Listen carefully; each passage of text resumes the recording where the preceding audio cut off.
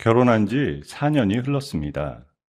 남들이 보면 부족할 것 없는 신혼이라고 했지만 제 속은 하루하루 검게 타들어가고 있었어요. 시어머니 정말순 여사는 남편 강민호가 5살 때 외도한 시아버지와 갈라선 뒤로 외동아들 하나만 바라보고 평생을 사신 분이었습니다. 시어머니는 아들에 대한 집착이 심한 분이셨고 그 집착은 신혼여행에서 돌아온 다음날 새벽 6시부터 시작되었어요. 시어머니는 제가 전화를 받지 못하자 내리 7통이나 전화를 걸었습니다. 남편 아침은 차렸느냐, 국은 끓였느냐, 와이셔츠는 다림질 했느냐. 그날부터 하루에 10통씩 걸려오는 전화를 회의 중에 못 받기라도 하면 부재중 전화가 23통씩 찍혔어요.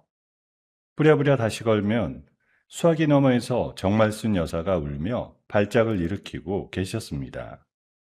너 무슨 일 있는 거니? 내가 심장이 약하니까 제때제때 좀 전화 좀 바꿔라. 주말이라고 다를 게 없었어요. 매주 토요일 새벽 5시면 시댁으로 달려가 새끼 밥상을 차리고 시어머니 어깨를 주물러야만 했습니다. 한 번이라도 빠지면 그 자리에서 가슴을 치며 내 아들이 결혼을 잘못했다고 통곡하셨어요. 회식도 친구 모임도 다 끊고 4년을 그렇게 살았습니다. 가장 잊히지 않는 건 작년 겨울이었어요. 친정엄마 김복녀가 빙판에 미끄러져 정강이뼈가 부러지셨다는 전화를 받은 그날이었습니다. 어머니, 친정엄마가 수술하셔야 한대요. 병원에 좀 다녀올게요. 너 지금 친정 가면 내 밥은 누가 챙기니? 네 시어미보다 친정엄마가 더 중요하다는 거야? 저는 그날 끝내 친정병원에 가지 못한 채 부엌에서 시어머니의 저녁상을 차려야만 했어요. 깁스가 풀릴 때까지 2달 동안 친정엄마 얼굴 한 번 못 본 그 죄책감이 지금도 가슴에 박혀 있습니다. 그래서 이번 친정엄마 칠순만큼은 절대 빠질 수 없었어요. 저는 1달 전부터 단호하게 으름장을 놓았습니다. 어머니, 마지막 주 토요일이 친정엄마 칠순이에요. 그날은 무슨 일이 있어도 다녀올 거예요. 요즘 시대에 칠순이 벼슬이라도 되니? 네가 가면 집안일은 누가 하라는 거야? 작년에 엄마 다리 부러지셨을 때도 못 갔어요. 이번에는 제발 다녀오게 해주세요. 정말 순 여사는 거실 바닥에 주저앉아 가슴을 두 손으로 치며 울부짖었어요.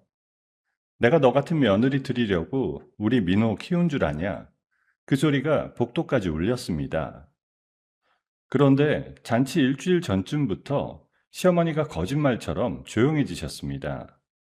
전화도 평소의 반으로 줄었고 친정 이야기를 꺼내도 그래, 잘 다녀와라 라는 말까지 흘리시더라고요. 속으로 안도하면서도 한 구석이 자꾸 거슬렸지만 잔치 준비가 바빠서 깊이 생각하지 못했습니다. 드디어 잔치 당일 아침이 밝았어요. 평소 같으면 새벽부터 전화를 걸어 발목을 잡으셨을 정말순 여사는 그날따라 잠잠했습니다. 저는 한복 가방과 엄마 드릴 선물을 챙겨 현관문 손잡이를 잡았어요. 그 순간이었습니다. 방문이 스르륵 열리더니 정말순 여사가 무언가를 두 손으로 받쳐든 채 천천히 걸어 나오시더라고요. 손에는 꽁꽁 얼린 식혜 한 통이 들려 있었습니다. 얘야, 잠깐만. 저는 멈칫하며 뒤를 돌아봤어요. 평소에는 한 번도 본 적 없는 부드러운 미소가 시어머니 얼굴에 걸려 있었습니다. 어머니, 왜 그러세요? 나 준 친정엄마 칠순인데 빈손으로 가면 쓰나? 내가 어제 밤새 한솥 끓여서 얼려뒀어. 사돈한테 가져다 드려. 다 같이 시원하게 한 잔씩 나눠 먹거라. 식혜통을 든 제 손바닥에서 서늘한 한기가 팔뚝까지 타고 올라왔어요. 뒷목이 쭉 뼈서면서 등줄기로 식은땀이 한 줄 흘러내리더라고요. 평소와는 너무나도 다른 시어머니의 모습이 이상하다 못해 기이하기까지 했습니다.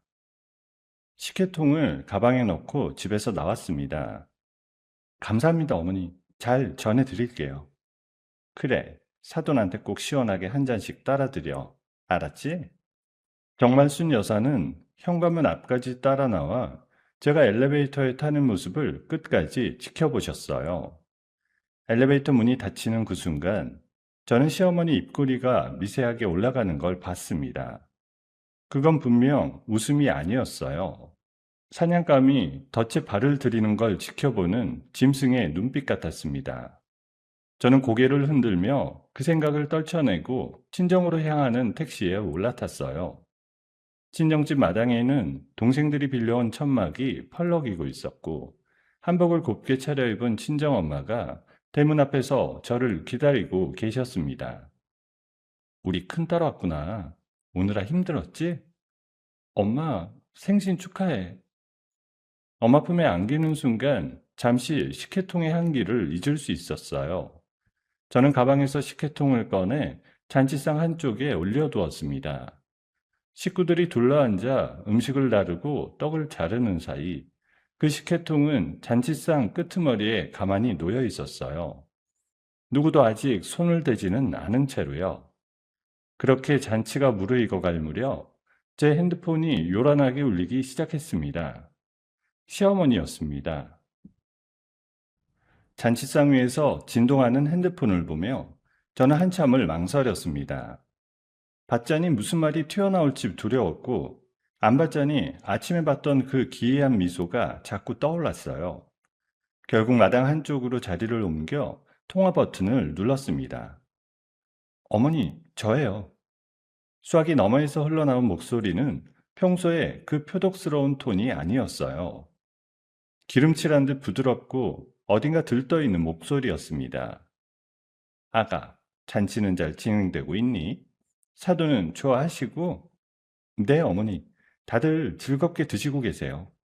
그래? 그래서 말인데. 내가 보낸 식혜 말이다. 사돈이랑 다 같이 나눠 마셨어? 수화기를 잡은 손에 힘이 들어갔습니다. 다른 안부는 한마디도 묻지 않으셨어요. 오직 식혜. 식혜 한 가지만 집요하게 물고 늘어지시더라고요. 아직 안 마셨어요. 식혜는 후식으로 내려고 잠깐 미뤄뒀어요. 뭐? 왜 아직 안 마셨어? 얼른 따라드려야지. 녹기 전에 시원할 때 마셔야 맛있는 거 아니겠니? 목구멍 안쪽이 바짝 말라붙었습니다. 수화기 너머의 그 목소리가 마치 사약 그릇을 들이미는 손길처럼 끈적하게 느껴졌어요.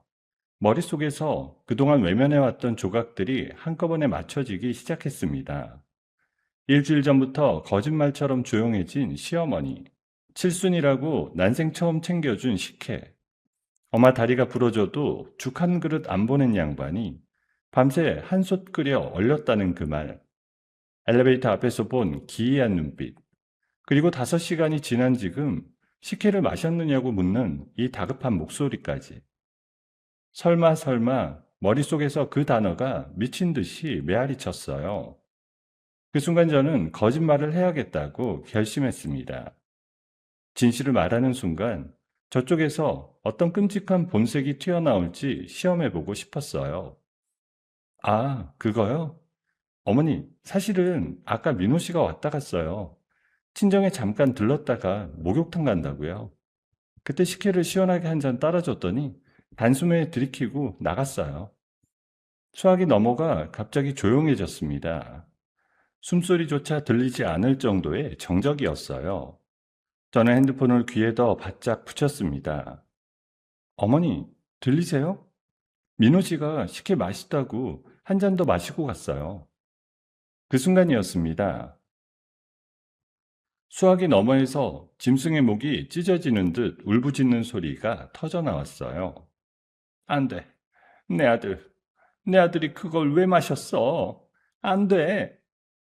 머리카락이 쭉 볏 곤두서는 그 비명 끝에 쿵 하고 뭔가 무겁게 쓰러지는 소리가 났습니다.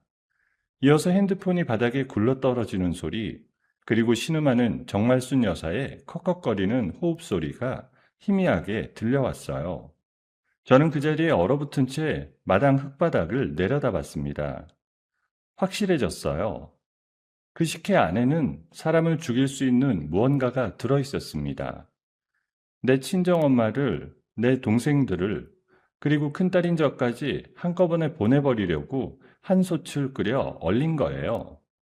손이 와들와들 떨려서 핸드폰을 떨어뜨릴 뻔했지만 저는 정신을 붙들었습니다. 지금 무너지면 안 됩니다. 저는 곧장 119에 신고를 했어요. 저기 시어머니 댁에 어머니가 쓰러지셨어요. 빨리 와주세요. 의식이 없으세요. 주소를 부르는 제 목소리는 의외로 차분했습니다. 머릿속이 차갑게 식어간다는 게 이런 거구나 처음 알았어요. 전화를 끊자마자 잔치마당으로 뛰어들어갔습니다. 엄마 동생들이 한복자락을 휘날리며 둘러앉아 떡을 자르고 있었어요. 저는 잔치상 끄트머리에 놓인 식혜통을 잽싸게 낚아챘습니다. 누나, 왜 그래? 어디가? 시어머니가 쓰러지셨대. 나 병원 좀 갔다 올게. 어머나, 그래? 가봐. 사돈 어찌 됐는지 연락 주고. 저는 식혜통을 가슴에 꼭 안고 친정마당을 뛰쳐나왔어요. 택시를 잡았던 저는 시어머니 댁 근처 응급실 이름을 외쳤습니다. 택시가 도로 위를 달리는 동안 가방 속 식혜통이 제 배에 닿을 때마다 살이 떨렸어요. 이 안에 도대체 뭐가 들어있길래 이걸 우리 엄마한테 먹이려고. 택시 안에서 저는 입술을 깨물며 마음을 굳혔습니다. 이건 사고가 아니라 살인미수다. 그것도 며느리 친정 식구 전체를 노린 살인미수다. 이 식혜통이 사라지면 모든 게 묻혀버린다. 이건 절대 누구한테도 빼앗기면 안 되는 증거다. 응급실 앞에 도착하니 구급차 한 대가 막 들어오고 있었습니다. 들것에 실려 내려오는 정말순 여사의 얼굴은 잿빛이었어요. 저는 들것 옆을 따라 응급실 안으로 뛰어들어갔습니다. 처치실 안으로 들어간 정말순 여사 곁에서 의료진들이 분주하게 움직였습니다. 저는 처치실 유리병 너머로 그 모습을 한참 지켜봤어요. 얼마나 시간이 흘렀을까요? 처치실 안에서 정말순 여사가 눈을 번쩍 떴습니다. 링거줄이 꽂힌 손등이 부들부들 떨리더니 정말순 여사가 침대에서 벌떡 일어나려고 발버둥 쳤습니다. 저는 황급히 처치실 안으로 들어갔어요. 정말순 여사는 저를 발견하자마자 짐승처럼 으르렁대며 제 멱살을 틀어쥐었습니다. 링거 바늘이 손등에서 빠져 피가 솟구치는데도 아랑곳하지 않으셨어요. 내 아들 어디 있어? 내 아들 위장 씻어내야 돼. 빨리. 빨리 우리 민호 데려와. 위세척해야 돼. 처치실 안 의료진들이 놀라서 우리 쪽을 돌아봤어요. 저는 침착하게 의료진을 향해 고개를 저었습니다. 선생님, 죄송해요. 어머님이 충격으로 헛것이 보이시나 봐요. 아드님은 멀쩡히 잘 계세요. 간호사가 다가와 정말순 여사를 진정시키려 했지만 시어머니는 제 멱살을 놓지 않으셨어요. 내 아들 어디 있냐고. 너 인연, 내 아들 살려내. 빨리. 농약 먹은 사람 위세척 빨리 해야 한다고. 안 그러면 죽어. 저는 그 농약이라는 단어를 똑똑히 들었습니다. 이 사람 입에서 그 단어가 직접 튀어나왔어요. 저는 정말순 여사에게 천천히 얼굴을 가까이 들이댔습니다. 그리고 의료진에게는 들리지 않을 만큼 낮은 목소리로 속삭였어요. 어머니, 진정하세요. 민호 씨 지금 중환자실에 실려갔대요. 위독한 상태래요. 정말순 여사의 두 눈이 한순간 뒤집혔습니다. 흰자가 드러나는가 싶더니 그대로 침대 위로 풀썩 쓰러지셨습니다. 저는 그 모습을 내려다보며 가방 속 식혜통을 손에 꽉 쥐었어요. 지긋지긋한 시댁살이를 그만두겠다고 결심했죠. 그 순간 처치실 한쪽에 놓인 정말순 여사의 소지품 가방이 눈에 들어왔습니다. 지퍼가 살짝 열린 사이로 핸드폰 모서리가 삐죽 나와 있었어요. 저는 의료진들이 정말순 여사의 상태를 살피러 침대 쪽으로 몰려간 그 잠깐의 틈을 놓치지 않았습니다. 그 핸드폰을 잽싸게 낚아채 전원을 꺼버린 뒤 제 가방 깊숙한 곳에 밀어 넣었어요. 병원 보호자 침대에 누워 천장을 올려다보는 동안 한숨도 못 잤습니다. 가방 안에서는 식혜통과 시어머니의 핸드폰이 무거운 돌덩이처럼 제 발치를 짓누르고 있었어요. 새벽 5시쯤 정말순 여사가 깨어났습니다. 링거줄을 잡아 뽑으려는 시어머니를 간호사들이 진정시키는 동안 저는 침대 곁으로 다가가 귀에 대고 속삭였습니다. 어머니, 민호 씨 아직 의식 없어요. 어머니가 자꾸 그런 말씀 하시면 의사 선생님이 어머니부터 검사한다고 또 난리예요. 가만히 좀 계세요. 우리 민호, 내 아들, 내 아들 살아있는 거지? 의식만 돌아오면요. 그러니까 어머니 절대 입 다물고 계세요. 시어머니의 동공이 흔들렸습니다. 아들이 죽었다는 충격에 사로잡힌 정말순 여사는 제 말이라면 무엇이든 받아 삼킬 준비가 되어 있었어요. 회진을 도는 의료진을 붙잡고 저는 신신당부했습니다. 선생님, 어머님이 어제부터 자꾸 아들이 죽었다는 헛소리를 하세요. 자기가 아들한테 농약을 먹였다는 무서운 말까지 하시는데 다 충격으로 인한 헛것이에요. 그러니까 절대 어머니 자극하지 말아주시고 외부인 면회도 다 막아주세요. 젊은 의사가 차트를 넘기며 고개를 끄덕였습니다. 네, 보호자분. 어머님 선망 증세가 있으신 것 같아요. 일단 안정이 우선이니까 면회는 다 막아둘게요. 원하던 그림이 그려졌어요. 이제 정말순 여사는 며칠간 이 병실 안에 갇힌 짐승이었습니다. 저는 남편 짐을 가지러 다녀오겠다는 핑계로 가방을 챙겨 병원을 빠져나왔어요. 집에 도착하자마자 부엌으로 갔습니다. 서랍 안쪽에 처박혀 있던 빈 유리병 2개를 꺼내 끓는 물에 소독했어요. 식혜통을 꺼내 흔들어 보니 통 안에서 찐득한 갈색 액체가 출렁였습니다. 해동된 식혜에서는 평범한 단내가 났습니다. 이 안에 사람 목숨을 끊을 무언가가 들었다는 게 도무지 믿기지 않을 만큼 평범한 식혜였어요. 저는 떨리는 손으로 식혜를 2개의 유리병에 절반씩 나눠 담았어요.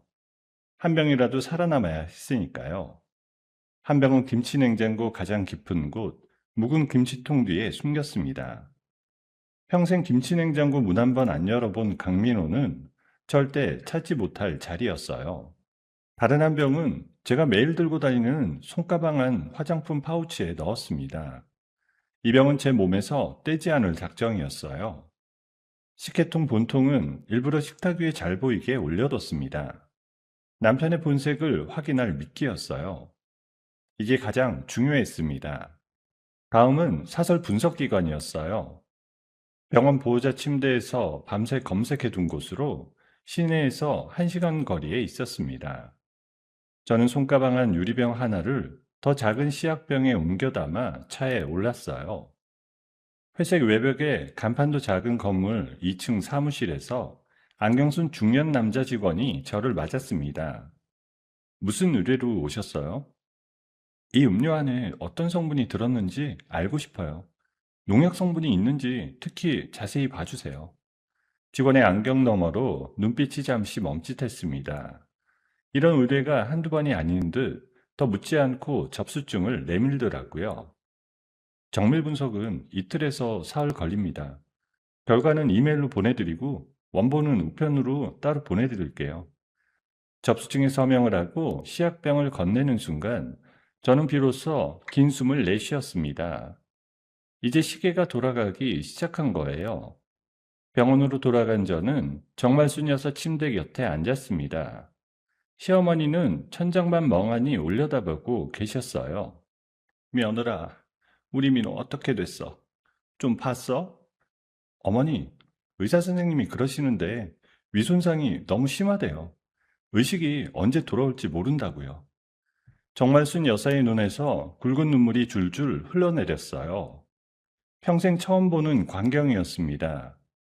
그렇게 모진 시어머니가 자기 아들 이야기 한마디에 짐승처럼 울고 있었어요. 저는 그 눈물이 조금도 불쌍하지 않았습니다. 오히려 통쾌했어요. 당신이 우리 엄마한테 먹이려고 한 그 농약, 당신 아들이 마셨다고 믿으면서 평생 그 죄책감 안에서 사시라고요. 속으로 그렇게 중얼거리며 시어머니의 손을 잡았습니다. 겉으로는 효성스러운 며느리의 얼굴을 한 채로요. 내 탓이다. 내 탓이야. 며느라, 내가 죽일년이다. 저는 자백이 더 흘러나오기를 기대했지만 정말 순 여사는 거기서 입을 다물었습니다. 뱀이 또아리를 트는 본능이 발동한 거예요. 자기 죄를 며느리한테 직접 털어놓을 만큼 멍청하지는 않은 사람이었습니다. 이 자백을 끌어내려면 결정적인 도발이 필요했습니다. 그날 밤도 보호자 침대에서 뜬 눈으로 세웠어요. 분석기관에서 결과를 보내줄 그 이메일을 기다리는 동안 하루가 또 흘러갔습니다. 사흘째 되는 날 오전 10시였어요. 복도 끝 의자에 앉아 핸드폰을 들여다보던 제 손이 멎었습니다. 분석기관 도장이 박힌 이메일이 도착해 있었어요. 저는 손가락 끝이 차가워지는 걸 느끼며 첨부 파일을 눌렀습니다. 검사 결과지가 화면 가득 떠올랐어요. 검출된 성분 항목에 빨간 글씨로 큼지막하게 적혀 있었습니다. 맹독성 살충제 성분 검출. 핸드폰 화면을 잡은 손이 와들와들 떨려서 글자가 흔들렸어요.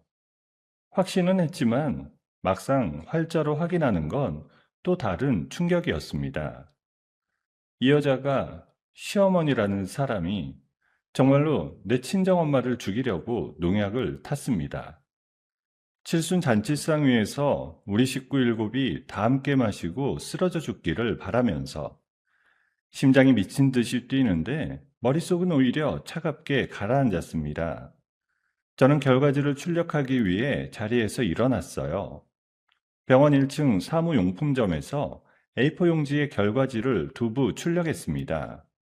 한 분은 가방 속 깊은 곳에, 다른 한 분은 따로 챙긴 파일에 넣었어요. 이제 마지막 시험이 남아 있었습니다. 남편 강민호. 이 결과지를 들이밀었을 때 강민호가 어느 편에 설지 저는 솔직히 일말의 기대를 품고 있었습니다. 4년을 같이 산 남편이잖아요. 자기 엄마가 장모를 죽이려 한 짓이 명백한 증거로 나왔는데 설마 모른 척 하겠어요. 저는 시어머니 병실에 마지막으로 들렀습니다. 어머니, 잠깐 집에 좀 다녀올게요. 민호 씨 옷까지 좀 챙겨와야 해서요. 그래, 우리 민호. 우리 민호 한 번만 보고 싶구나. 병원을 나서는 제 발걸음이 평소보다 무거웠습니다. 집으로 가는 길 운전대를 잡은 손에 자꾸 힘이 들어갔어요. 부디 강민호, 너만큼은 사람이기를. 엄마하고는 또 다른 사람이기를. 그게 제가 차 안에서 끊임없이 되는 단 하나의 기도였습니다. 아파트 주차장에 차를 세우고 엘리베이터에 올랐을 때 저는 결과지를 넣은 파일을 가슴에 꼭 안았습니다.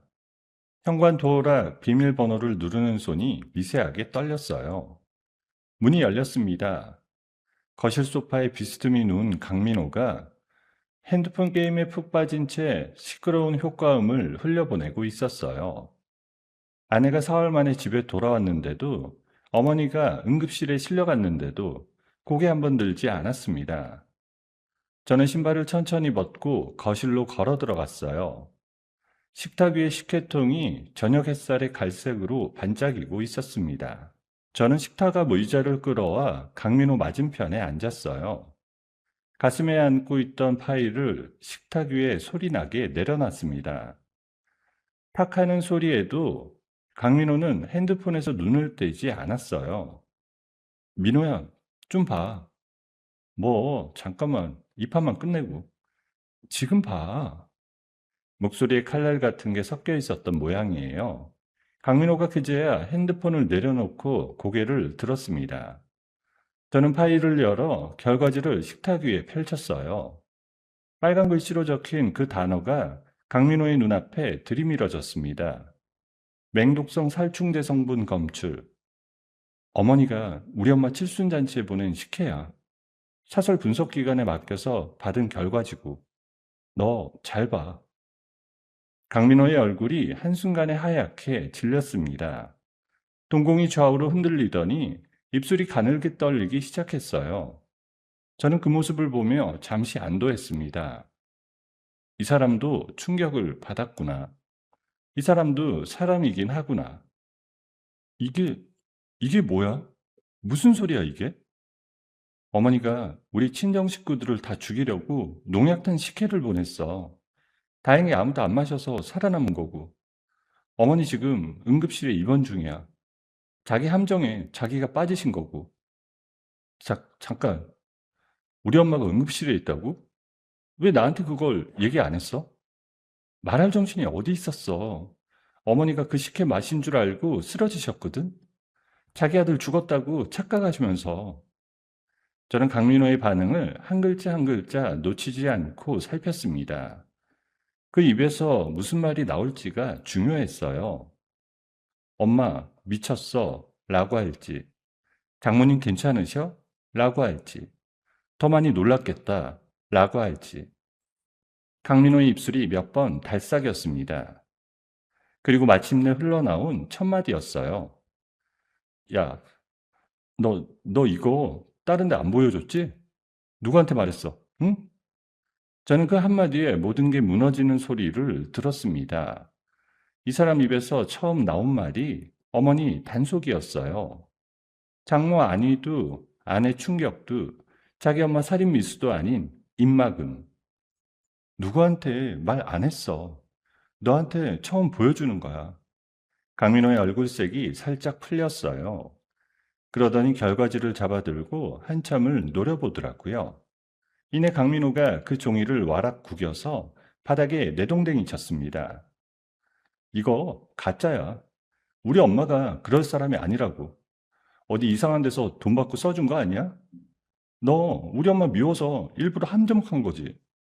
민호야, 너 지금 무슨 소리 하는 거야? 우리 엄마가 칠순잔치 자리에서 그 식혜 한 잔이라도 마셨으면 어떻게 됐을지 생각은 해봤어? 너 어머니가 우리 엄마 죽이려 한 게 진짜인 거 알겠냐고, 응? 강민호가 의자에서 벌떡 일어났습니다. 식탁을 돌아 제 쪽으로 성큼성큼 걸어오더니 제 멱살을 와락 틀어주었어요. 너, 너 우리 엄마를 살인자로 만들 작정이야? 어머니 70평생을 나 하나 키우신 분이야. 그런 분을 너 같은 게 함부로? 손나 강민호, 손 안 놔? 강민호의 손에서 술 냄새가 났습니다. 언제 마셨는지 모르겠는데 어머니가 응급실에 누워있는 사흘 동안 이 인간은 집에서 술이나 마시고 있었던 거예요. 저는 강민호의 손을 뿌리치고 식탁에 시선을 던졌습니다. 거기에 모든 게 걸려 있었어요. 식혜 본통이 식탁 한가운데 놓여 있었습니다. 강민호의 시선이 자연스럽게 그 통으로 흘러갔어요. 마치 모든 게 미리 짜인 각본처럼. 이거, 이게 그 식혜야? 분석에 쓰고 남은 거야. 증거잖아. 경찰 가져갈 거야. 강민호의 두 눈이 살벌하게 좁아졌습니다. 강민호가 식탁 위 식혜통을 양손으로 거칠게 낚아챘어요. 뚜껑을 쾅 열어 젖히더니 부엌 싱크대로 성큼성큼 걸어갔습니다. 안 돼, 강민호. 그거 증거야. 안 된다고. 저는 일부러 비명을 지르며 강민호 뒤로 뛰어갔어요. 물론 진심으로 막을 생각은 없었습니다. 이 장면은 머릿속에 똑똑히 새기기 위한 연기였어요. 강민호가 싱크대 배수구 안으로 식혜를 콸콸 쏟아부었습니다. 찐득한 갈색 액체가 배수구 안으로 빨려 들어가는 모습을 저는 두 걸음 뒤에서 가만히 지켜봤어요. 마지막 한 방울까지 털어넣은 강민호가 빈통을 흔들며 저를 돌아봤습니다. 승리감에 가득 찬 얼굴이었어요. 봐, 증거 같은 거 이제 없어. 너 어디 가서 우리 엄마 살인자라고 입만 뻥끗해봐. 명예훼손으로 고소할 거야. 무고죄로도 고소할 거고. 네 인생 끝장낸다고. 민호야, 어떻게 이럴 수가 있어? 우리 엄마가 죽을 뻔했는데, 응? 너희 엄마 어차피 살았잖아. 다친 사람 없잖아. 됐어. 끝난 일이야. 우리 엄마 어디 병원이라고 그랬지? 일단 그것부터 말해. 저는 속으로 헛웃음을 흘렸습니다. 자기 엄마가 살인 미수범으로 응급실에 누워 있는데 사흘 동안 안부 한 번 안 묻던 자식이 증거를 다 없앤 후에야 어머니의 행방을 묻고 있었어요. 게다가 그 와중에도 자기 엄마 병실로 직접 찾아갈 생각은 추호도 없는 듯 다시 소파에 털썩 주저앉아 핸드폰부터 집어드는 거예요. 강북에 있는 큰 병원이야. 내가 내일 데려갈게. 됐어. 네가 내일 데려와. 나 피곤해. 어머니 깨어나시면 입단속 잘 시키고. 너도 마찬가지야. 우리 식구끼리 일은 식구끼리 묻는 거야. 알았어? 응, 알았어. 저는 일부러 어깨를 움츠리고 고개를 푹 숙였습니다. 겁먹은 며느리, 어머니한테도 남편한테도 휘둘리는 어리석은 아내의 모습을 완벽히 연기했습니다. 속으로는 미친 듯이 외치고 있었어요. 역시 두 병으로 나누길 잘했다. 이 인간 사람 새끼가 아니구나. 저는 구겨진 결과지를 주워들고 안방으로 들어왔어요. 강민호는 거실 소파에 누워 다시 핸드폰 게임을 켜더라고요. 식혜 한 통을 배숙으로 흘려보낸 것만으로 모든 게 끝났다고 믿는 그 안일함이 소름 끼쳤습니다. 안방에 들어와 저는 한참 동안 거울을 들여다봤어요. 거울 속 여자가 입꼬리를 천천히 올렸습니다. 조금 전 시어머니 입꼬리가 올라가던 그 모습과 어쩌면 닮아 있었을지도 모르겠어요. 밤이 깊었습니다. 거실에서 들려오던 게임 소리가 잦아들고 강민호가 안방으로 들어왔어요. 이불을 끌어다 덮자마자 코를 골며 잠이 들었습니다. 자기 엄마가 사람을 죽이려 한 그날 밤에도 이 사람은 베개에 머리만 닿으면 깊은 잠에 빠지는 사람이었어요. 저는 옆에 누운 채 한참을 강민호의 코 고는 소리를 들었습니다. 새벽 2시쯤 저는 조용히 이불을 걷고 일어났습니다. 옷장에서 며칠 입을 옷가지를 캐리어에 챙겼어요. 서랍 안쪽에 숨겨둔 통장과 도장, 신분증을 가방에 넣었습니다. 부엌으로 가서 김치 냉장고 문을 살며시 열었어요. 묵은 김치통 뒤에 숨겨둔 두 번째 유리병이 그대로 있었습니다. 저는 그 병을 손가방 안 파우치에 단단히 챙겨 넣었어요. 마지막으로 분석 결과지 원본이 든 파일도 캐리어 안쪽에 챙겼어요. 거실 신발장 앞에서 저는 마지막으로 안방 쪽을 돌아봤습니다. 문틈으로 강민호의 코 고는 소리가 새어나오고 있었어요. 저는 안방 쪽으로 가만히 인사를 건넸습니다. 잘 자, 강민호. 깨어나면 네 인생 어머니랑 똑같이 박살나 있을 거야. 현관문이 조용히 닫혔습니다. 엘리베이터를 타고 1층으로 내려가는 동안 캐리어 손잡이를 잡은 손에 힘이 들어갔어요. 새벽 2시 반의 아파트 단지는 가로등 불빛만 차갑게 비추고 있었습니다. 저는 큰 길까지 캐리어를 끌고 걸어나가 택시를 잡았어요. 택시기사가 어디로 모실까요? 묻는 순간 저는 잠시 망설였습니다. 갈 곳이 없었어요. 친정으로 가면 시어머니나 강민호가 가장 먼저 들이닥칠 곳이었고요. 가까운 찜질방으로 가주세요. 택시가 새벽 도로 위를 달리는 동안 창밖으로 가로등이 하나씩 스쳐 지나갔습니다. 저는 가방 속 두 번째 유리병을 손으로 꼭 쥐었어요. 이 병 하나만 살아남으면 저들을 끝장낼 수 있었습니다. 찜질방 매표소에서 옷을 갈아입고 수면실 한쪽 구석에 자리를 잡았을 때는 새벽 3시가 넘은 시각이었어요. 낯선 사람들의 코 고는 소리 사이에 누워 저는 천장을 올려다봤습니다. 이 좁고 더운 방 안에서 며칠을 버텨야 할지 가늠도 되지 않았어요. 분명한 건 하나였습니다. 이제 혼자서는 안 된다는 거였어요. 저들을 법정에 세우려면 누군가의 도움이 필요했습니다. 그게 누가 될지는 그때까지만 해도 전혀 짐작하지 못했어요. 찜질방 수면실 천장의 빨간 등이 사흘 내내 제 눈꺼풀을 따끔거리게 했습니다. 낯선 아주머니들의 코 고는 소리 사이에 새우잠을 자며 손가락은 늘 가방 안 유리병 위에 올려져 있었어요. 핸드폰 전원을 켤 때마다 강민호와 시어머니 동생들의 부재중 전화가 수십 통씩 쌓여 있었어요. 저는 핸드폰을 다시 꺼버리고 천장만 바라봤습니다. 이대로 며칠만 더 버티면 정신이 망가질 것 같았어요. 사흘째 되던 날 아침 매점 앞에 비치된 무료 신문 한쪽 구석에서 광고 하나를 발견했습니다. 작은 글씨로 적힌 무료 법률 상담소 광고였어요. 상담 분야에 가정폭력, 이혼, 형사사건이 다 들어 있었습니다. 저는 그 자리에서 가장 빠른 예약을 잡았어요.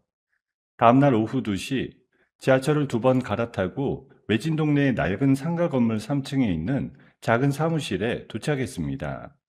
머리가 희끗한 직원분이 저를 좁은 상담실 안으로 안내했어요. 저는 가방을 무릎 위에 올리고 의자에 앉아 변호사를 기다렸습니다. 복도에서 발자국 소리가 가까워졌어요. 상담실 문이 열렸습니다. 검은 정장에 회색 넥타이를 맨 키 큰 남자가 서류 파일을 들고 들어왔어요. 저와 눈이 마주친 그 순간 남자의 발걸음이 그 자리에 멈춰 섰어요. 너 서태준이었습니다. 대학 시절 같은 교양 수업에서 만나 서로 마음을 다 보여주기도 전에 어긋나 버린 첫사랑. 졸업 후 10년 동안 단 한 번도 연락이 닿지 않았던 그 사람이었어요. 태준아. 서태준이 들고 있던 파일을 떨어뜨릴 뻔하다가 황급히 손을 고쳐 잡았습니다. 와, 진짜 너야? 10년 만이야. 어떻게 여기에? 저는 그 반가운 얼굴을 보자마자 사흘 동안 참아왔던 무언가가 한꺼번에 무너졌습니다. 목구멍이 막히고 시야가 흐려졌어요. 울지 않으려고 입술을 깨물었는데 끝내 눈물 한 줄기가 뺨을 타고 흘러내렸습니다. 서태준의 표정이 한순간에 굳어졌어요. 반가워하던 그 미소가 거짓말처럼 사라지고 변호사의 날카로운 눈빛으로 바뀌더라고요. 일단 앉아. 천천히 말해봐. 서태준이 맞은편 의자에 앉아 서류철을 펼쳤습니다. 볼펜을 손에 쥐고 저를 똑바로 바라봤어요. 태준아, 시어머니가 우리 친정엄마 죽이려고 식혜에 농약을 탔어. 볼펜을 쥔 서태준의 손가락이 잠시 멈췄어요. 칠순잔치 가는 날 사돈한테 가져다 드리라고 손에 쥐어줬어. 다행히 아무도 안 마셨고. 그런데 시어머니가 자기 아들이 마신 줄 알고 응급실에 실려가서 거기서 자기 입으로 농약 먹였다고 미친 듯이 소리 질렀거든. 서태준의 두 눈이 가늘게 좁아졌습니다. 볼펜이 다시 종이 위를 빠르게 달리기 시작했어요. 식혜를 2병으로 나눠서 한 병은 사설 분석소에 맡기고 한 병은 따로 숨겼어. 결과지에 맹독성 살충제 성분 검출이라고 나왔고 저는 가방에서 결과지 원본을 꺼내 서태준 앞에 펼쳤습니다. 서태준이 그 종이를 한 줄 한 줄 읽어내려갔어요. 서태준의 턱 근육이 꿈틀거리는 게 보였습니다. 남편한테도 보여줬어. 같이 신고하자고. 그랬더니 결과지를 바닥에 내동댕이 치고 식혜 한 통을 배수구에 다 부어버리더라. 어디 가서 입만 뻥끗하면 명예훼손으로 고소한다고 협박하면서. 서태준이 책상을 주먹으로 쾅 내리쳤습니다. 이 사람들이 상담실 유리창이 흔들릴 정도였어요. 서태준의 그 분노가 저를 향한 게 아니라 저 대신 분노해주고 있다는 사실이 10년 만에 처음으로 가슴 한구석을 데웠습니다. 두 번째 병은 지금 내 가방에 있어. 시어머니 핸드폰도 응급실에서 꺼가지고 가져왔어. 의료진한테는 어머니가 헛소리 하시는 거 다 선망이라고 둘러대놨고 면회 막아둬서 남편이랑 시어머니는 아직 서로 연락도 못해. 서태준이 잠시 저를 빤히 바라봤습니다. 그 눈빛에 놀라움과 어떤 다른 감정이 섞여 있었어요. 너 사흘 동안 혼자 이걸 다 했어? 무서웠어. 너무 무서웠어. 그런데 그냥 무너지면 우리 엄마가 평생 그 식혜 한 잔에 죽어 나갈 뻔했다는 사실도 같이 묻혀버릴 것 같아서. 서태준이 천천히 손을 뻗어 제 손을 잡았어요. 차갑던 사무실 공기가 그 손바닥의 온기에 잠깐 녹아내렸습니다. 잘했어. 정말 잘했어. 서태준이 손을 거두고 다시 변호사의 얼굴로 돌아갔어요. 이거 이혼만으로 끝낼 사건이 아니야. 형사사건으로 키워서 두 사람 다 콩밥 먹어야지. 그게 가능해? 가능해. 시어머니 자백이 있고 두 번째 식혜 샘플이 살아있고 분석 결과지가 있어. 여기에 결정적인 한 방만 더 있으면 돼. 서태준이 펜으로 책상을 톡톡 두드리며 잠시 생각에 잠겼습니다. 시어머니 입에서 자백 한 번 더 받아내야 돼. 응급실에서의 의료진 앞에서 한 소리는 선망으로 처리됐을 거고, 우리한테는 녹취가 없잖아. 그래서 내가 초소형 녹음기 준비할게. 그리고 시킬 샘플 정식으로 경찰에 넘기고 강력계 형사들 데리고 병원 복도에 잠복해 있을 거야. 네가 자백 끌어내는 그 순간 우리가 같이 들어갈게. 자세한 작전은 들어가기 직전에 알려주고. 저는 그 말에 사흘 동안 등 뒤에 짊어지고 있던 무거운 짐이 한순간에 내려앉는 기분이었습니다. 혼자가 아니다. 이 사람이 같이 들어준다. 그리고 네 남편, 그놈도 같이 들어가는 거야. 증거인멸은 살인 미수의 공범이나 마찬가지야. 위자료도 한 푼도 안 주고 빈털터리로 만들어줄게. 태준아, 고마워. 고마워하지 마. 너 그동안 어떻게 살았는지 듣고 있으니까 내가 더 미안하다. 10년 전에 너 좀 더 붙잡았어야 했는데. 저는 그 말에 고개를 푹 숙였습니다. 지금 그 말이 어떤 의미인지 곱씹을 여유는 없었지만 가슴 한구석에서 작은 불씨 하나가 따뜻하게 번지는 게 느껴졌어요. 서태준이 자리에서 일어나며 양복 상의를 챙겨 입었습니다. 오늘 어디서 자? 찜질방. 안 돼. 보안 있는 호텔로 옮겨. 내가 비용 정산해 줄게.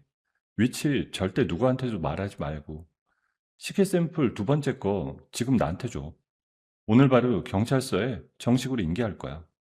저는 가방 한 파우치에서 작은 유리병을 꺼내 서태준의 손바닥에 올려놨습니다. 사흘 동안 제 몸에서 떼지 않았던 유리병이 마침내 다른 사람의 손에 옮겨가는 순간이었어요. 서태준은 그 병을 양손으로 감싸주며 천천히 고개를 끄덕였습니다. 이거 절대 잃어버리지 않을게. 너 절대 무너지지 않게 도울게. 상담실을 나오는 제 발걸음이 사흘 만에 처음으로 가벼웠어요. 상가 건물 1층 유리문 밖으로 햇살이 따뜻하게 쏟아지고 있었습니다. 저는 가방을 고쳐매며 머릿속에 한 사람의 얼굴을 떠올렸어요. 정말순, 이제 당신 차례예요. 호텔 욕실 거울 앞에서 저는 옷소매 안쪽에 단추 모양 녹음기를 단단히 핀으로 고정했습니다. 손목을 흔들어 봐도 떨어지지 않게 두 번, 세 번 확인했어요. 거울 속 제 얼굴은 사흘간 호텔방에서 푹 쉬어 한결 나아져 있었습니다. 서태준이 잡아준 호텔에서 따뜻한 물에 몸을 담그고 제대로 밥을 먹었더니 손가락 끝에 다시 힘이 들어오더라고요. 오늘은 저들을 끝장내러 가는 날이었습니다. 저는 일부러 화장을 지우고 며칠 잠 못 잔 듯한 푸석한 얼굴로 옷을 갈아입었어요. 남편이 오늘 밤을 못 넘긴다는 절망에 빠진 며느리. 그 얼굴을 만들어야 했습니다. 호텔 로비에서 서태준에게 전화를 걸었어요. 태준아, 나 지금 출발해. 나도 형사 2명이랑 병원 근처 카페에 있어. 너 병실 들어가기 10분 전에 나한테 신호만 줘. 우리 복도 모퉁이에 자리 잡고 있을게. 알았어. 들어가서 무서우면 네 손목에 내가 보고 있다고 생각해. 저는 잠시 손목을 내려다봤어요. 녹음기가 옷감 아래서 따뜻하게 데워져 있었습니다. 갈게. 병원 정문을 통과한 저는 1층 안내 데스크 앞에서 한번 크게 숨을 골랐어요. 엘리베이터를 타고 정말순 여사가 입원해 있는 7층 병동으로 올라갔습니다. 복도 끝 간호사실 앞에서 담당 간호사를 붙잡았어요. 선생님, 선생님, 제 어머니 좀 잠깐 뵐게요. 남편이 지금 의식이 또 떨어졌대요. 오늘 밤이 고비라고. 간호사가 안쓰러운 얼굴로 차트를 내려놨습니다. 어머나, 마음 단단히 드세요. 어머니 면회는 들어가셔도 되는데 절대 자극될 만한 얘기는 하지 마시고요. 네. 간호사 앞에서는 한껏 어깨를 떨었지만 돌아서서 병실 복도로 걸어가는 동안 전 손목 안쪽에 녹음기 버튼을 길게 눌렀어요. 미세한 진동이 손끝에 느껴지더라고요. 켜졌습니다. 복도 모퉁이를 지날 때 비상계단 쪽에 서서 핸드폰을 보는 척하는 서태준의 옆얼굴이 슬쩍 보였어요. 그 옆에 양복 입은 남자 두 명이 더 있었습니다. 저는 시선을 주지 않고 그대로 정말순 여사의 1인실 앞에 멈춰섰어요. 문고리를 천천히 돌렸습니다. 병실 안에는 햇살이 환하게 들어와 있었어요. 정말순 여사가 침대 머리를 올린 채 천장을 멍하니 올려다보고 있었습니다. 며칠 사이에 10년은 늙은 얼굴이었어요. 저를 발견한 정말순 여사가 마른 입술을 달싹였습니다. 며느라, 우리 민호, 우리 민호 좀 보고 왔니?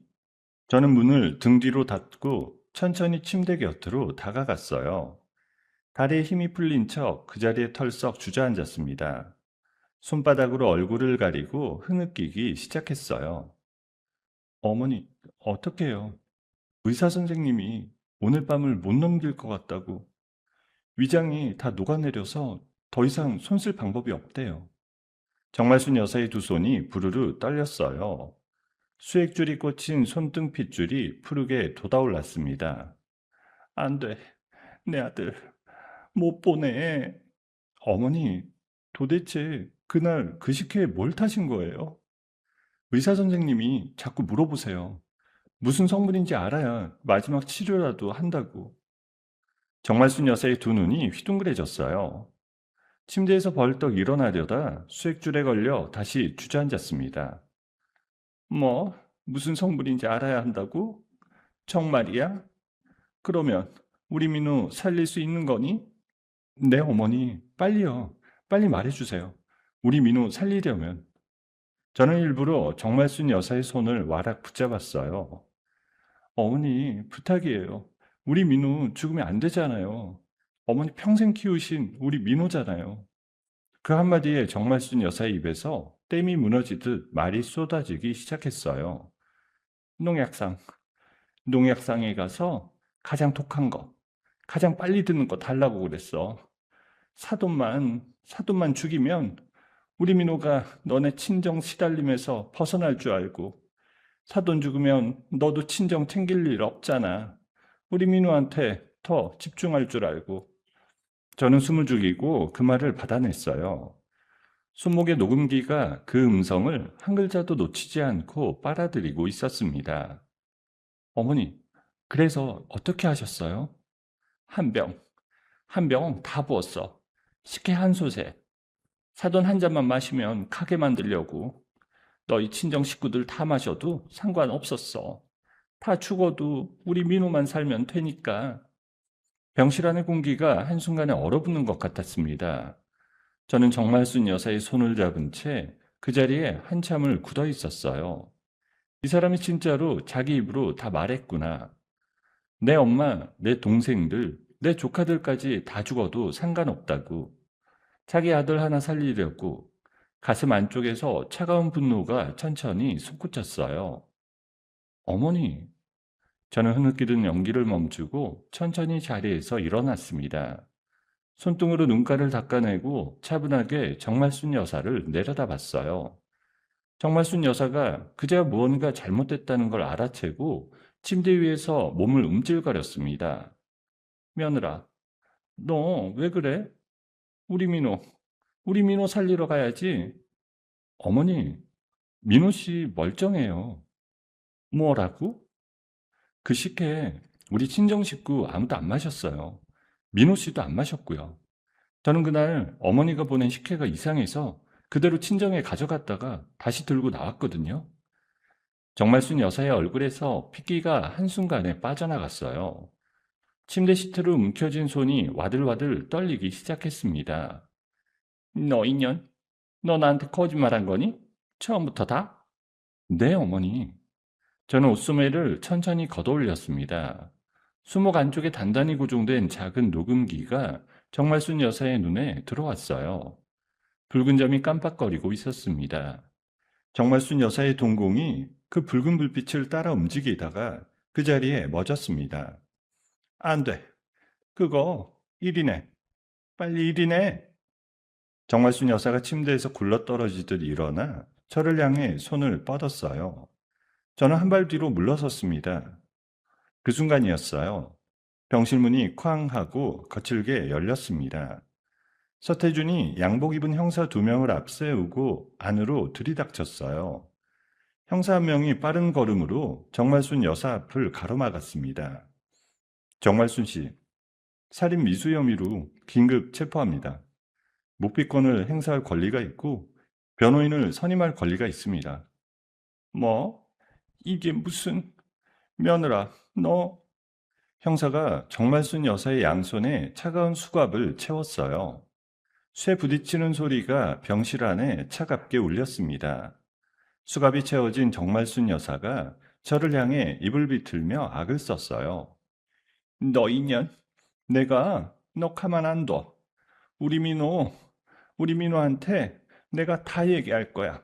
너 며느리 자격 없어. 저는 그 모든 저주를 가만히 받아냈습니다. 한 발 더 뒤로 물러서서 서태준 옆에 가서 섰어요. 서태준이 제 어깨에 손을 가볍게 얹어줬습니다. 손바닥의 온기가 셔츠 너머로 전해졌어요. 잘했어. 정말 잘했어. 형사들이 환자복 위에 가디건만 걸친 정말순 여사를 양옆에서 부축해 끌고 나갔습니다. 병실 문이 닫힌 뒤 복도에서 정말순 여사의 절규가 한참 동안 들려왔어요. 저는 그제야 다리에 힘이 풀려 침대 가장자리에 주저앉았습니다. 손목의 녹음기 버튼을 천천히 눌러 껐어요. 서태준이 옆에 앉아 제 어깨를 토닥였습니다. 끝났어. 일단 여기까지는 끝났어.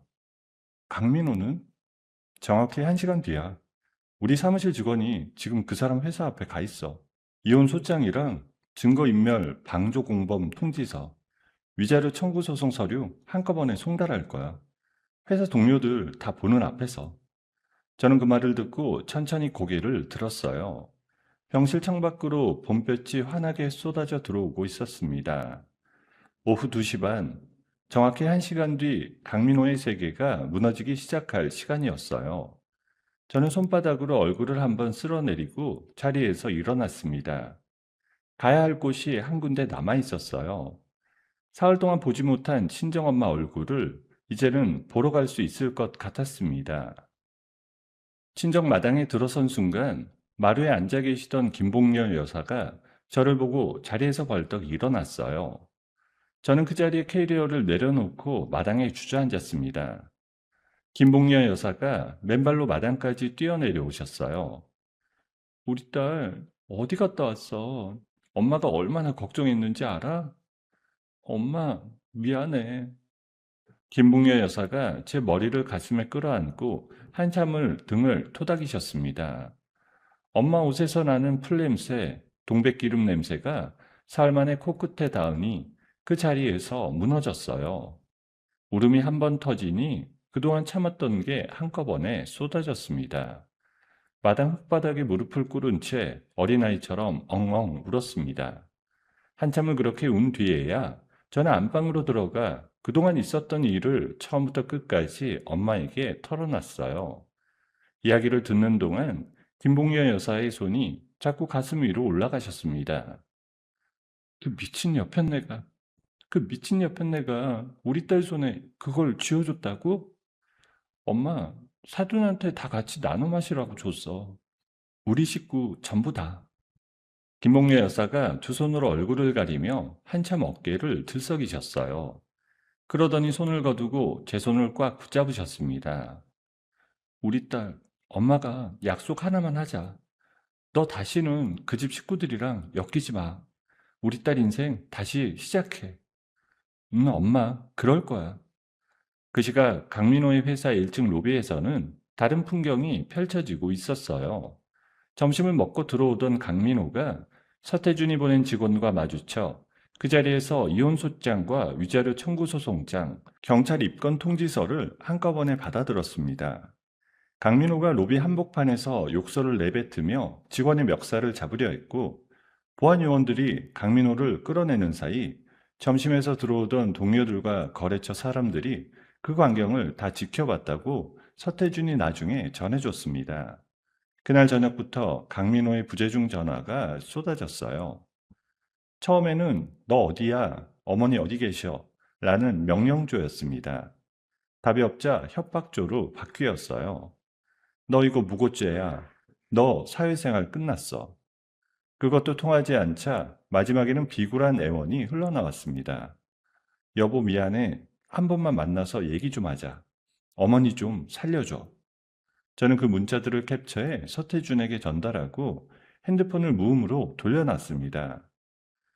다음날 아침 서태준이 친정으로 찾아왔습니다. 대문 앞에서 차를 세우고 내리는 서태준을 김봉녀 여사가 마당에서 맞으셨어요. 변호사 양반, 우리 딸 구해주셔서 너무 감사합니다. 어머니, 저는 그저 할 일을 한 거예요. 엄마는 서태준의 손을 한참 동안 붙잡고 계셨어요. 그 손길에서 사위를 맞이하는 장모의 기색이 어렴풋이 묻어났습니다.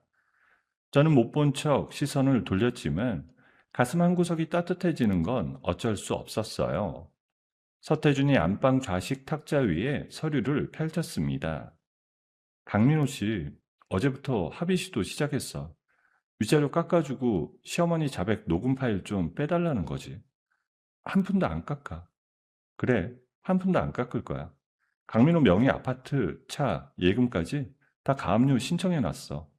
시어머니는 살인 미수 혐의로 정식 구속됐고 검찰 송치까지 보름 정도 남았고 며칠 뒤 첫 재판 날이 잡혔습니다. 법정 복도에서 정말순 여사를 다시 마주쳤어요. 수갑을 찬 채 호송관 2명에게 양옆을 잡힌 정말순 여사는 푸른 수의 차림이었습니다.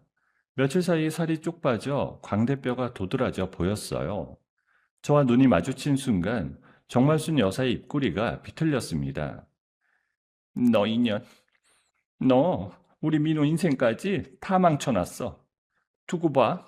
내 아들이 너 가만 안 둔다. 저는 그 자리에 멈춰서서 정말순 여사를 마주봤어요. 지난 4년 동안 단 한 번도 똑바로 마주하지 못했던 그 눈을 이제는 깜빡임 없이 응시할 수 있었습니다. 어머니, 어머니 아들 어제 오후에 회사에서 잘렸어요.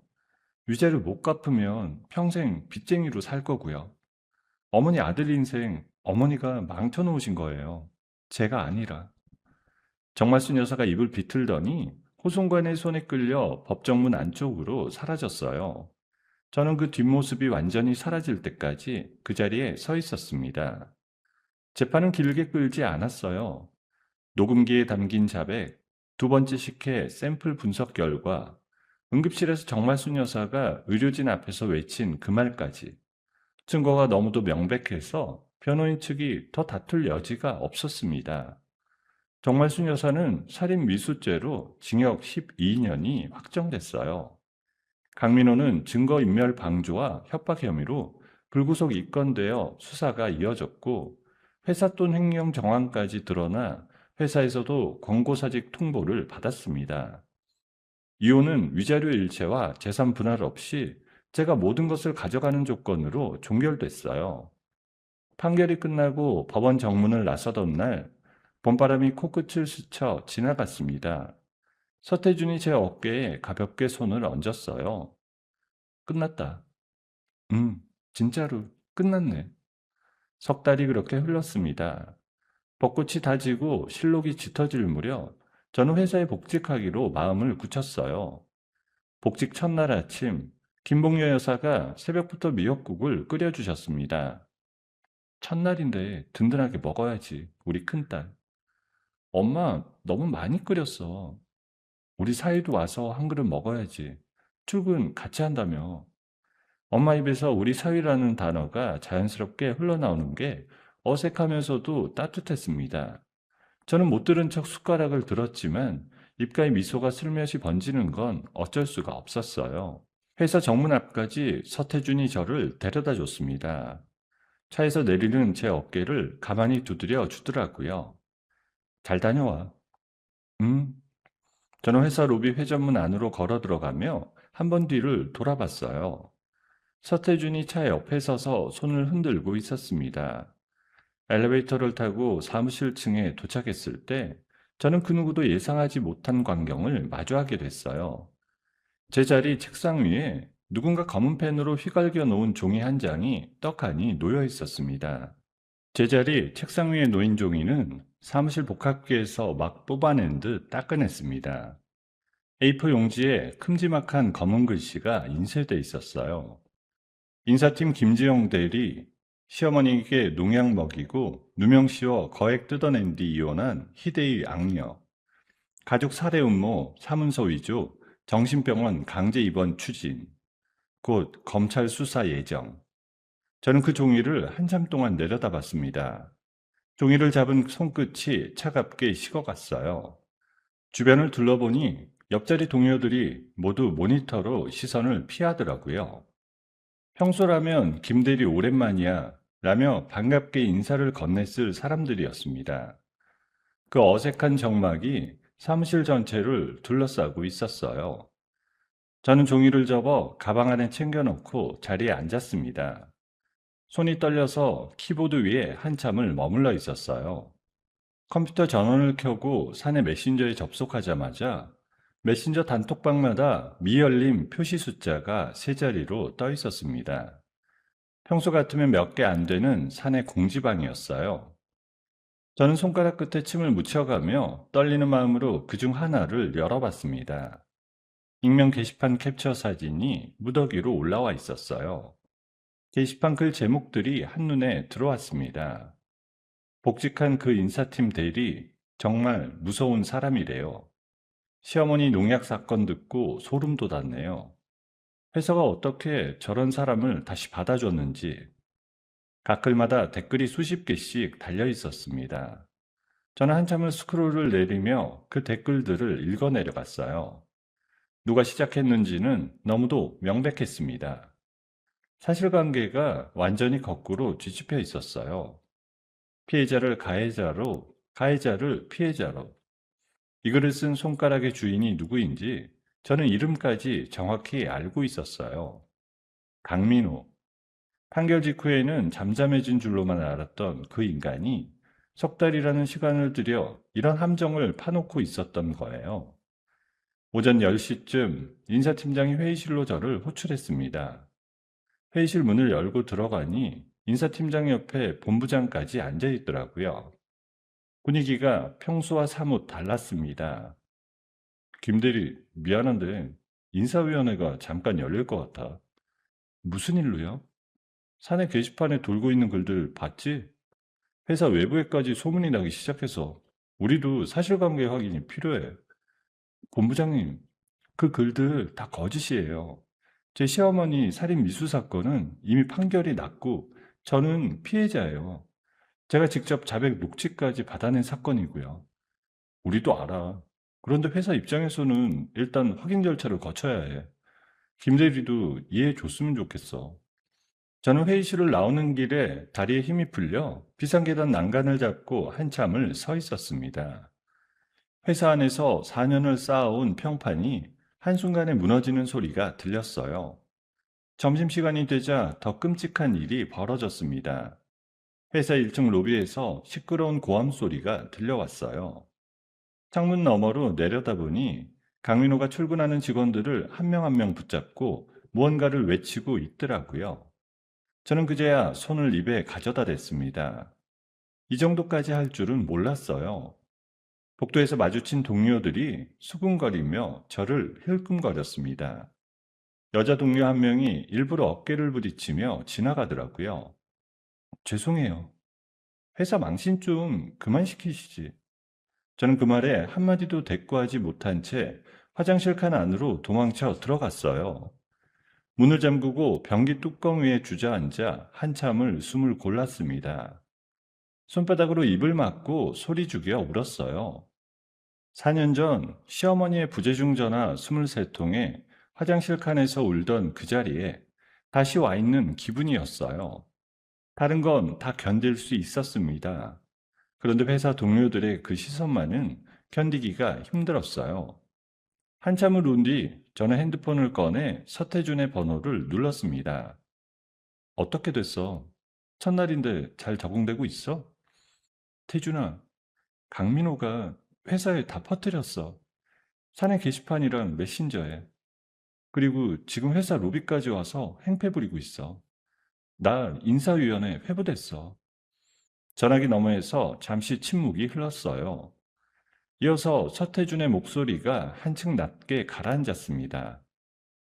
그놈이 정말, 너 지금 어디야? 회사 화장실. 점심시간 안에 회사 앞에 도착할게. 가까운 카페로 와. 음. 서태준은 약속한 시간보다 10분 빨리 회사 앞 카페에 도착해 있었어요. 제가 들어서자마자 자리에서 일어나 저를 맞이했습니다. 앉아. 태준아, 일단 진정해. 물부터 마시고. 서태준이 종이컵에 따뜻한 물을 따라 제 손에 쥐어줬어요. 저는 두 손으로 컵을 감싸쥐고 한 모금 삼켰습니다. 손가락 끝에 떨림이 그제야 조금 가라앉았어요. 일단 사내 게시판에 올라온 글들 강민호 짓이라는 거 확실하지? 음, 어휘랑 표현 방식이 그 인간 그대로야. 화장실에서 핸드폰으로 캡처 다 떠났어. 잘했어. 그거 명예훼손 및 모욕죄 고소장 바로 들어갈 거야. 회사 로비 난동은 업무 방해죄, 주거 침입죄까지 가능하고. 일단 회사 보안 담당자한테 출입 통제 요청해 둘게. 태준아, 근데 무서워. 강민호가 이 정도까지 할 줄은 몰랐어. 단순히 명예훼손에서 안 끝낼 사람 같아. 눈빛이 이상해. 어제 친정 근처에서도 누가 어슬렁거리는 거 봤다고 엄마가 그러셨어. 서태준이 컵을 든 채 잠시 창밖을 응시했어요. 검은 눈동자 안에서 무언가가 단단하게 굳어지는 게 보였습니다. 이놈, 단순히 입으로 끝낼 인간이 아니야. 시어머니가 농약으로 사람 죽이려 한 그 어머니의 그 아들이야. 명예훼손은 시작에 불과해. 이대로 두면 그 인간 분명히 물리적인 짓까지 할 거야.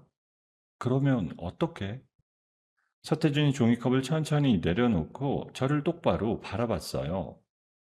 우리 한 번 더 함정 파자. 함정? 강민호가 분명히 회사로 다시 잠입할 거야. 네 책상, 네 컵, 네 가방. 너만 노릴 거야. 그 인간 머릿속이 그 어머니랑 똑같이 돌아가니까. 어머니가 식혜 한 통에 농약을 부었다면 강민호는 네 텀블러에 그걸 부으려 들 거야. 진짜 그럴까? 분명해. 첫 번째 함정에 어머니가 걸렸으니까 그놈은 똑같은 방식으로 너한테 갚으려 들 거야. 그게 강민호 머리의 한계야. 그래서 회사 보안실에 부탁해서 네 자리 주변에 잠복 카메라를 설치하자. 강력계 형사들이랑 미리 협의해 둘게. 그리고 너는 사내에서 입 가벼운 동료한테 일부러 미끼 일정을 흘리면 돼. 미끼 일정? 토요일 밤 사무실에서 혼자 야근한다고. 아무도 없는 사무실에 너 혼자 늦게까지 있을 거라고. 강민호 귀에 그 정보가 들어가게. 무서워. 서태준이 탁자 너머로 손을 뻗어 제 손을 꽉 잡았습니다. 손바닥에 따뜻한 온기가 손등을 타고 올라왔어요. 너 혼자 안 해. 그날 밤 사무실 맞은편 회의실에 나도 있을 거야. 형사들도 건물 밖에서 대기 중일 거고. 너는 그날 사무실에 발만 들이면 돼. 텀블러도 평소처럼 책상 위에 올려놓고. 나머지는 우리가 다 해. 알겠어, 태준아. 한 번만 더 도와줘. 도와주는 거 아니야. 같이 하는 거야. 저는 그 손을 꽉 마주 잡았어요. 손목 안쪽으로 따뜻한 맥박이 두근거리며 전해졌습니다. 오후 5시 저는 회사로 돌아갔어요. 복도를 지나며 흘끗거리는 시선들을 모두 정면으로 받아냈습니다.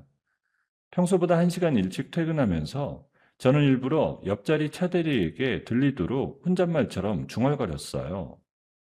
휴직 동안 쌓인 일이 너무 많네. 이번 주 토요일 밤에 사무실 나와서 혼자 야근해야겠다. 1층 보안 데스크에만 말해두면 되겠지? 차대리가 핸드폰을 만지작거리던 손을 잠시 멈추고 저를 힐끔 보더라고요. 회사에서 입이 가장 가벼운 사람으로 소문난 어디서 무슨 소문을 듣더라도 다음 날이면 전 부서가 다 아는 그 차대리였습니다. 저는 못 본 척 가방을 챙겨 사무실을 나왔어요. 회사 정문 앞에서 서태준이 차 시동을 켠 채 저를 기다리고 있었습니다.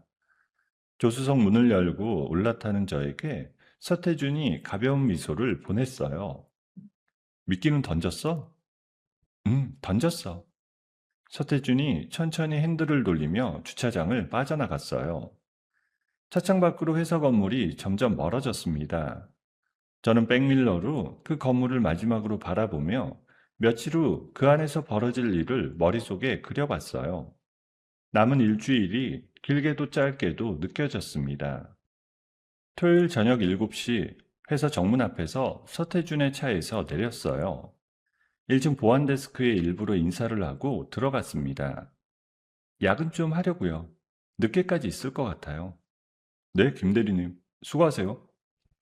저는 엘리베이터를 타고 사무실 층으로 올라갔습니다. 서태준은 보안 직원의 양해를 얻어 맞은편 회의실에 미리 자리를 잡고 있었어요. 강력계 형사 2명은 건물 1층 비상계단 옆 창고에서 무전기를 켠 채 대기 중이었습니다. 이틀 전 차 대리에게 흘린 야근 일정은 이미 사내에 다 퍼져 있었어요. 분명 강민호 귀에도 들어갔을 겁니다. 사무실 문을 열고 들어가니 어두컴컴한 책상들 사이에 제자리만 환하게 스탠드 불빛이 켜져 있었어요. 저는 가방을 책상 위에 올려놓고 평소 쓰던 분홍색 텀블러를 꺼내 책상 한가운데 보란듯이 놓았습니다. 미리 사무실 천장 모서리와 책상 옆 화분 안쪽에 잠복 카메라가 설치되어 있었어요. 육안으로는 절대 보이지 않을 위치였습니다. 저는 모니터를 켜고 일하는 척 연기를 시작했어요. 손가락은 키보드 위를 움직이고 있었지만 머릿속은 온통 출입구 쪽으로 쏠려 있었어요. 핸드폰을 무릎 위에 올려놓고 서태준과 메신저로 연결되어 있었습니다. 밤 10시가 지나도 사무실에는 아무도 들어오지 않았어요. 밤 11시가 가까워질 무렵 저는 불안해지기 시작했습니다. 오늘 안 오면 어떡하지? 너무 조급해하지 마. 그 인간 시간 좀 늦게 잡고 들어올 거야. 어머니랑 똑같다며. 저는 그 메시지에 작게 고개를 끄덕였어요. 자정이 가까워질 무렵이었습니다. 복도 끝에서 미세한 발걸음 소리가 들리기 시작했어요. 저는 키보드 위에 손가락을 멈추고 숨을 죽였습니다. 떴어.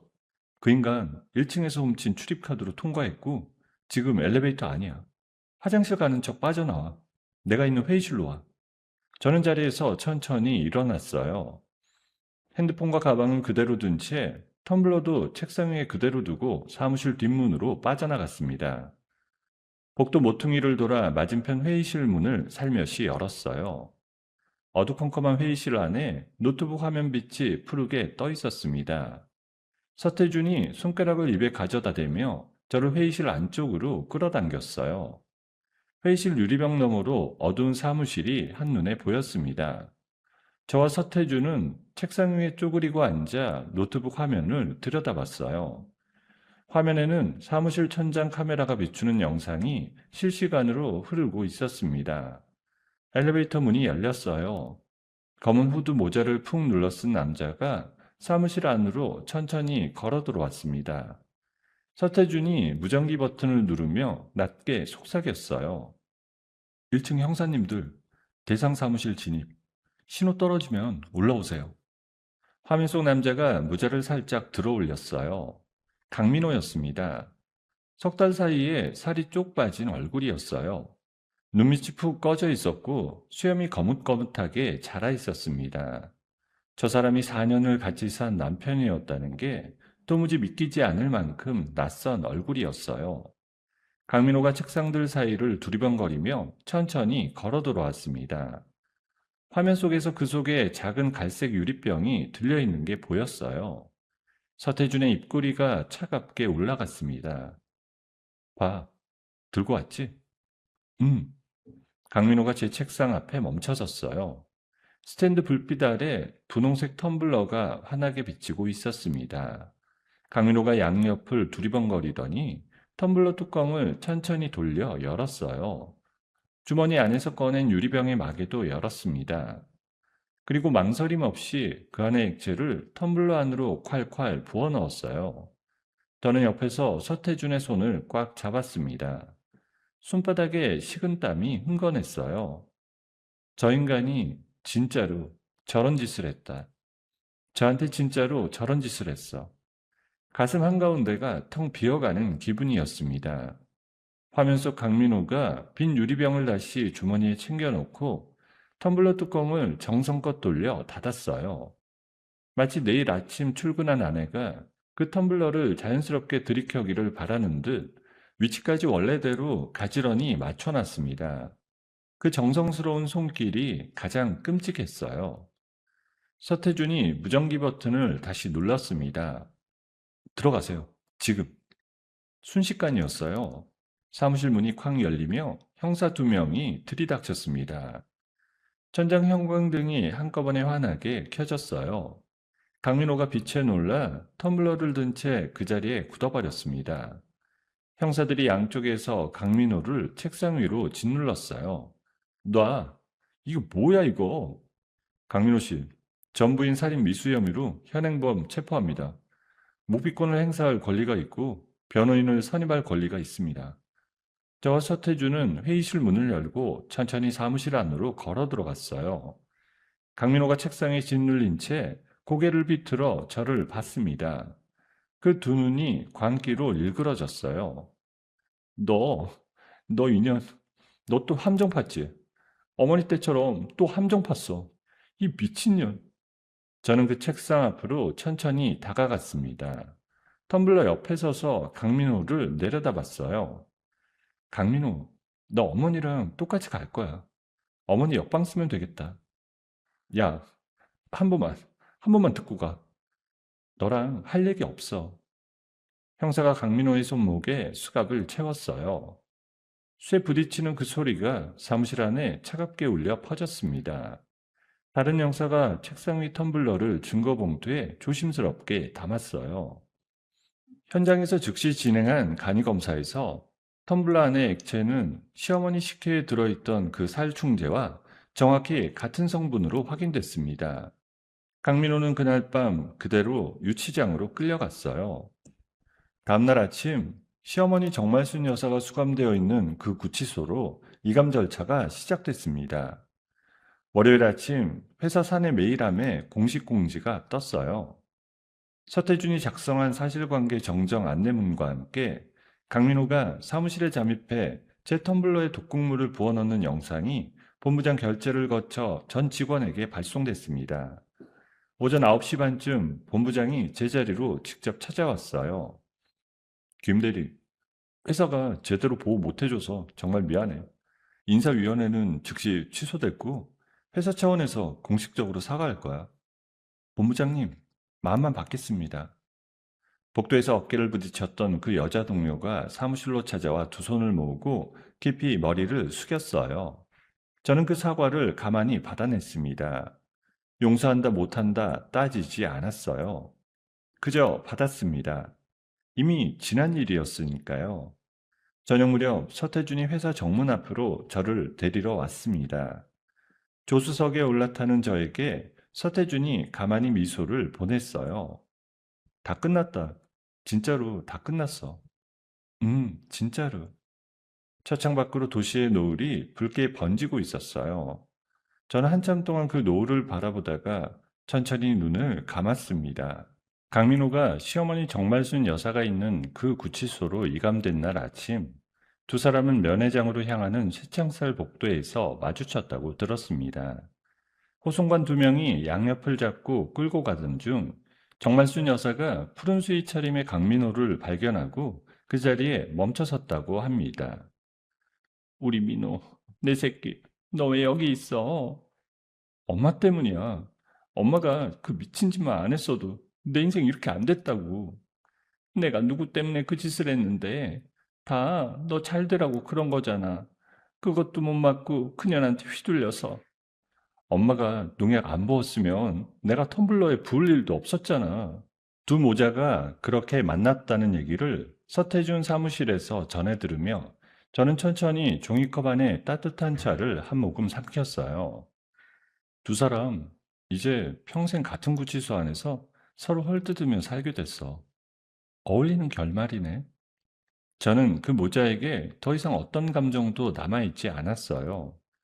미움도 분노도 죄책감도 다 그날 사무실 형광등이 환하게 켜지던 순간에 비워져 버렸습니다. 봄이 무르익은 어느 토요일 저녁이었어요. 서태준이 양복 차림으로 친정에 들렀습니다. 평소에는 캐주얼한 셔츠 차림이던 사람이 그날따라 짙은 남색 정장에 넥타이를 메고 왔더라고요. 손에는 작은 꽃다발이 들려 있었어요. 김봉녀 여사가 부엌에서 손을 닦으며 마당으로 나오셨어요. 어머나, 우리 사위. 어머니, 오늘은 따님 좀 빌려가도 될까요? 그래, 어여 다녀와. 저는 옅은 베이지색 원피스로 갈아입고 가벼운 가디건을 어깨에 걸쳤어요. 거울 앞에 서서 입술을 다듬는데 손끝이 살짝 떨리더라고요. 오늘 저녁이 평소와는 다를 거라는 예감이 들었습니다. 서태준의 차를 타고 도심의 한 작은 레스토랑에 도착했어요. 창가 자리 식탁 위에는 흰 양초가 한 자루 켜져 있었습니다. 후식이 나올 무렵 한참 침묵이 흘렀어요. 서태준이 와인잔을 손가락으로 만지작거리다 천천히 입을 열었습니다. 너한테 할 얘기 있어. 응, 말해. 10년 전에 너 처음 봤을 때부터 마음에 있다는 말 한마디 못하고 너 졸업해버렸잖아. 그게 10년 동안 한 번도 잊혀지지가 않았어. 저는 와인잔을 든 손을 잠시 멈췄어요. 촛불이 잔안의 붉은 액체에 일렁이며 비치고 있었습니다. 무료 법률 상담소에서 너 봤을 때 솔직히 반가운 마음이 컸어. 그런데 네가 무슨 일을 겪었는지 듣고 나서 그 반가움이 다 죄책감으로 바뀌더라. 태준아, 그건 네 잘못이 아니야. 알아. 그런데 이제 사건 다 끝났고 너도 자리 잡았으니까 변호사 말고 다른 자리에서 네 옆에 있고 싶어. 저는 와인잔을 천천히 식탁에 내려놨습니다. 손가락이 살짝 떨렸지만 마음은 차분했어요. 서태준의 그 진심이 10년이라는 세월을 건너서 제 앞에 도착해 있었습니다. 태준아, 나도 10년 전에 네가 한마디만 더 해줬으면 하고 생각했던 적 많아. 근데 지금은 그 시간이 아깝다는 생각보다 그 시간이 있었으니까 우리가 지금 다시 만난 것 같아. 서태준이 식탁 너머로 손을 천천히 뻗었어요. 저는 그 손 위에 제 손을 살며시 올려놨습니다. 손바닥의 따뜻한 온기가 손등을 타고 천천히 올라왔어요. 다음 주 일요일 점심, 서태준이 친정집 안방 좌식 식탁 앞에 정식으로 앉았습니다. 김몽녀 여사는 새벽부터 시장을 다녀와 푸짐한 한 상을 차리셨어요. 서태준이 무릎을 꿇고 김봉녀 여사 앞에 큰 절을 올렸습니다. 어머님, 따님 평생 옆에서 지키겠습니다. 잘 부탁드립니다. 김봉녀 여사가 손수건으로 눈가를 찍어내며 한참을 말을 잇지 못하셨어요. 아휴, 우리 사위. 지난 4년이 너무 한이 맺혀서 우리 큰딸 시집 보내고 내가 하루도 발 뻗고 잠을 못 잤어. 어머님, 이제 발 뻗고 주무세요. 제가 옆에 있을게요. 저는 부엌으로 가서 새로 끓인 식혜를 그릇에 떠왔어요. 이번에는 김봉녀 여사가 직접 끓이신 쌀알이 동동 뜬 진짜 식혜였습니다. 저는 그 식혜 그릇 3개를 쟁반에 받쳐 안방으로 들어갔어요. 세 사람 앞에 한 그릇씩 내려놨습니다. 엄마, 태준아, 식혜 한잔 하자. 아휴, 우리 딸이 이제 식혜를 내오는구나. 세 사람이 거실 좌식 식탁 앞에 둘러앉아 식혜를 마셨어요. 차가운 식혜 한 모금이 목구멍을 타고 내려가는 순간 저는 잠시 눈을 감았습니다. 지금 제 앞에 식혜는 그저 봄날의 식혜였어요. 쌀알이 동동 뜬 친정엄마의 식혜. 창밖으로 봄볕이 환하게 거실 안으로 쏟아져 들어오고 있었습니다. 마당 한쪽에 심어둔 라일락 나무에 보랏빛 꽃이 한가득 피어 있는 게 보였어요. 우리 큰딸, 이제 진짜 잘 살아? 엄마, 잘 살게. 서태준이 식탁 아래에서 제 손을 가만히 잡았습니다. 손바닥에서 손바닥으로 따뜻한 봄이 천천히 건너왔어요. 며느리 손에 살충제 식혜를 쥐어준 그 모진 시어머니도 어머니의 범행을 덮기 위해 증거를 인멸하고 끝내 똑같은 짓을 저지른 못난 남편도 결국 자기들이 판 무덤에 자기 발로 걸어 들어갔습니다. 세상에 영원히 묻히는 죄는 없다는 말이 새삼 무겁게 다가와요. 가장 어두운 순간에 무너지지 않고 두 번째 식혜 한 병을 가슴에 품은 그 차가운 결단이 친정엄마의 칠순을 그리고 자신의 인생 2막을 지켜냈습니다. 10년 전 어긋난 첫사랑이 다시 그녀의 곁으로 돌아온 것도 어쩌면 그 단단한 마음에 대한 작은 보답이었을지도 모르겠습니다. 봄볕 가득한 친정 거실에서 세 사람이 나눠 마신 식혜 한 그릇이 지난 모든 상처를 따뜻하게 어루만져 주기를 바랍니다. 여러분, 오늘의 이야기를 어디서 듣고 계신가요? 구독 버튼을 눌러주시고 댓글에 남겨주시면 감사한 마음으로 인사드리겠습니다. 감사합니다.